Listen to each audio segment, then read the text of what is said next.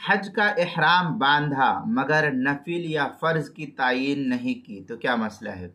چنانچہ اگر کسی آدمی نے حج کا احرام باندھا مگر نفل، فرض یا نظر وغیرہ کی کوئی تعین نہیں کی تو بھی اس کا حج احرام کے لیے درست ہو جائے گا، اور استحساناً یہ احرام حج فرض کا شمار کیا جائے گا۔ چنانچہ غنیۃ الناس وغیرہ کے اندر وہکذا لو اطلق نیت الحج بان احرام بحجته، اس طریقے بحجته ولم يعین فرضا ولا نفلا صح احرام للحج۔ یہ غنیۃ الناس کی عبارت ہے، صفحہ نمبر 80، فتاوی شامی جلد نمبر 3، صفحہ نمبر